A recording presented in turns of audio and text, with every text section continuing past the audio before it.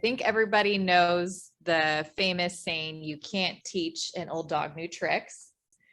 Well, don't tell anyone that I'm calling her an old dog, but I know somebody who proved that false, and it's my mom. So when I was growing up, she was like a clam. She was closed up. She was kind of shabby looking and inactive. She lived a sacrificial life. She was the income earner for us 3 kids. We were in private school, and she gave up a lot of her time for us.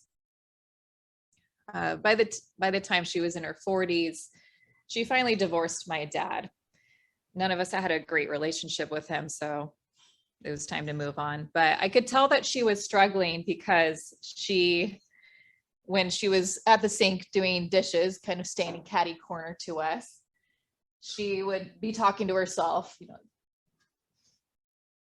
it was a sign of her being in distress. So she needed something to distract herself. So she picked up what everyone knows is the easiest instrument to learn as an adult, the violin. It's not easy.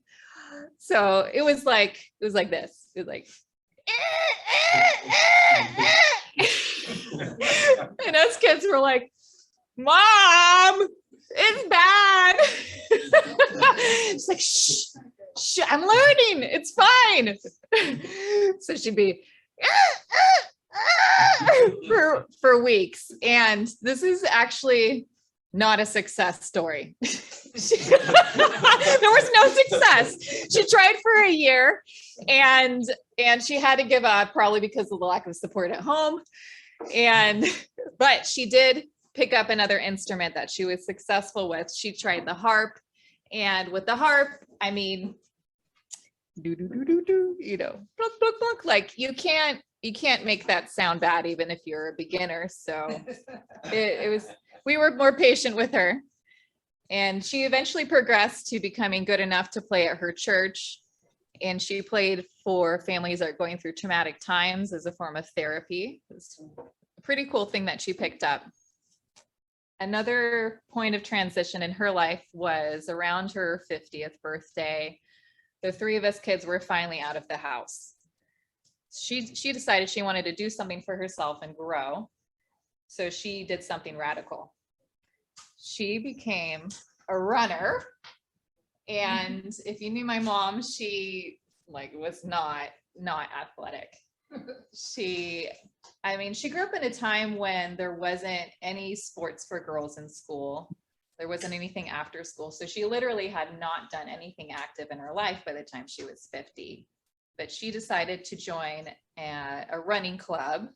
And so that was a big moment of discomfort for her. She went into the group and saw everybody in their neon clothes, and they had gear. So she was like, okay, I've got to get gear too.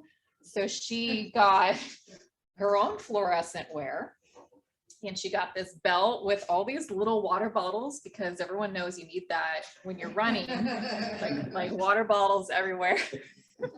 But the group was supportive, and it was a success. She built up to running 10 miles a day, and she did complete a half marathon.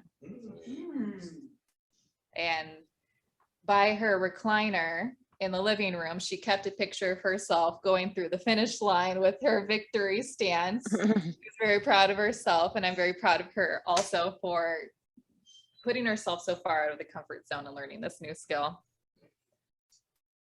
Another point of transition in her life, well, another good example actually of a way that she changed in her later years was she hadn't really been taking care of the way she looked. She didn't really put a lot of effort into that in her 50s still even.